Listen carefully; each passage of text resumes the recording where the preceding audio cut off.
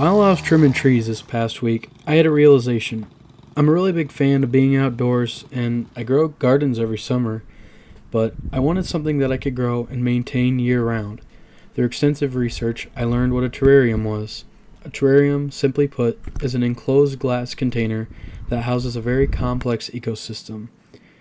In a sense, they're a miniature garden, which is mostly put in a small container that can be sealed. They're very self-sufficient.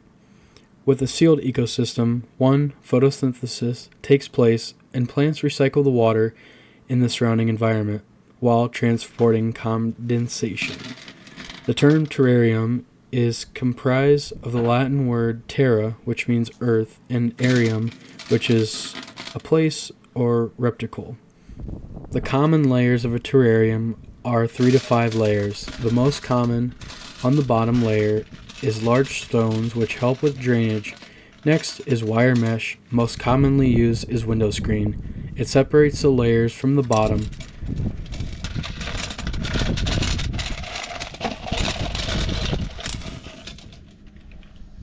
The soil layer, which is a layer of soil that the plants will grow in, is the next layer. Here is where you root the plants. After that, covering the soil with some sort of moss is very effective. It holds moisture and keeps things underneath in place. The plants I chose are Junia Fittonia, a fern, and a polka dot plant. They're very simple, but need minimal water, and the ecosystem will thrive with the addition of them. They all have fairly small roots, with the exception of the fern, which mostly expands and grows into a ball. The fern is a perfect plant to put somewhere in the back or near a corner. High elevation can allow the roots to seep down and get established, whereas smaller plants like the polka dot plant with half-inch to inch roots makes it easy to put in the front where it doesn't need much soil to grow. My overall inspiration for this was a YouTube channel called Ants-Canda with over 777 videos and a whopping 6.43 million subscribers. He's a very important reference because of his encouraging words and his passion for building terrariums. I will link his channel in the card above. The next layer of soil that I'm adding here is to give me a more defined terrain. I wanted some high spots in the back, and I wanted my smaller plants in the front. So, by putting some flat tree moss right in front to the left side, that helped me set up my area to plant my smaller plants.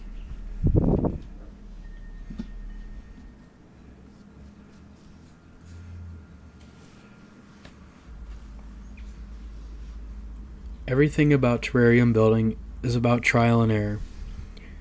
I can't say there's been anything that I put in this tank that I didn't move around once or twice. The moss is a prime example. Some squares didn't look right, and others just didn't look good in some spots. So I cut them up, and I fit them where they looked right.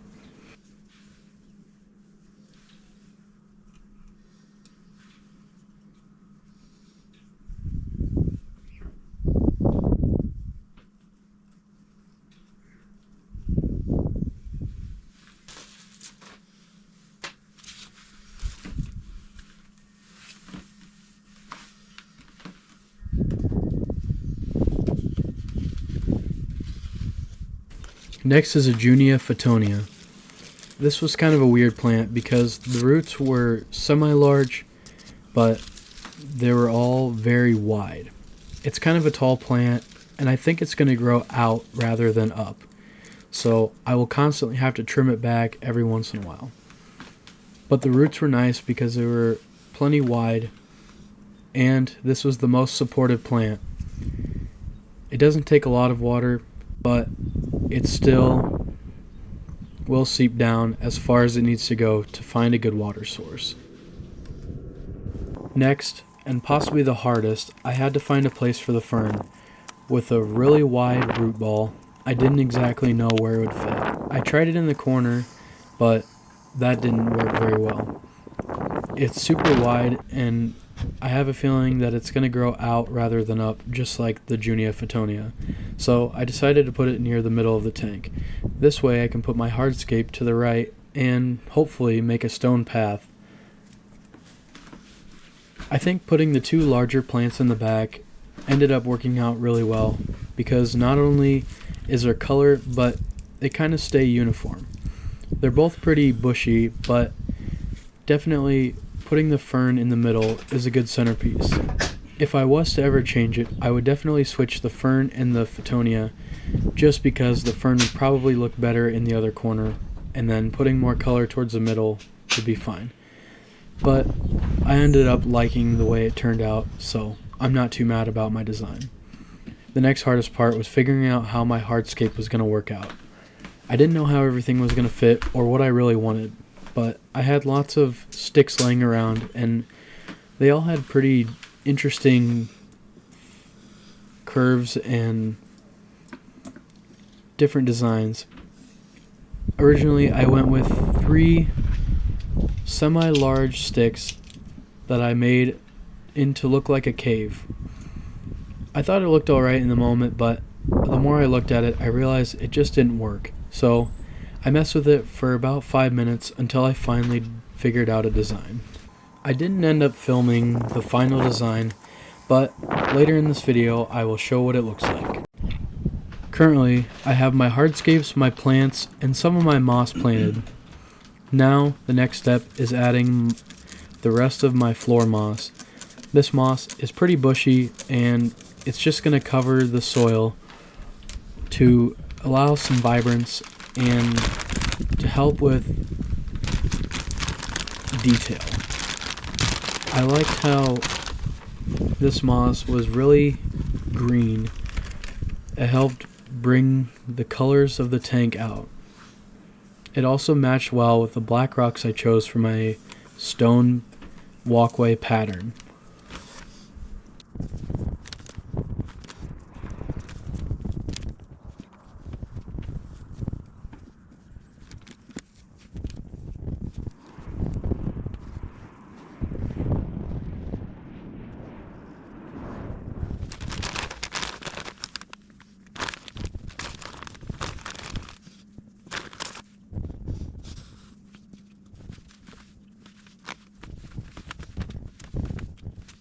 Doing a little more experimenting, I finally found the right place for the sticks. Right now it's too tall, which I'll end up trimming it down. But the ones in the back, I decided to leave final. It finally fit in a good spot, and with this moss, it really added some sense of detail. Now I decided it was a good time to add my stones, just to get a rough idea of what it would look like. From an Ants-Canda video I watched a long time ago, it said that using bigger rocks towards the front and smaller towards the back shows a sense of depth and a sense of scale. I tried this and I really did like the way it turned out. It almost looks like the front is right in front of you, and then the further you look back, the further it gets away from you. This little touch really helped. As you can hear, I'm cracking down the sticks right now to fit in the front. With them finally placed, I wasn't really happy with where it landed, but after a little bit, it kind of grew on me. I was a big fan of the way this turned out, and honestly, for my first time, I believe this was a really good terrarium build. I want to do another one here in the near future, but right now, I'll see what this one looks like. Now is a good time to add my isopods.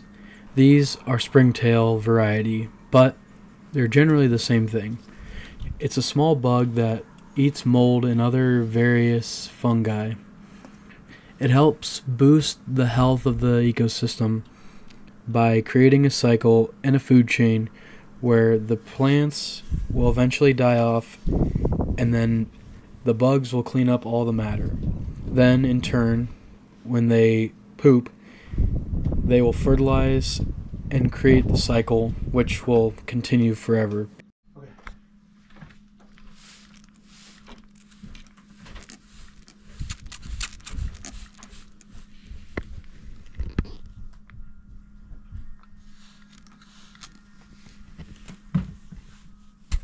Okay. I hope you guys enjoyed the video. This was a very exciting build for me because I've never done something like this.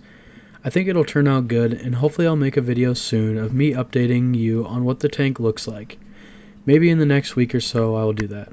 I hope you liked the video. Thanks for watching.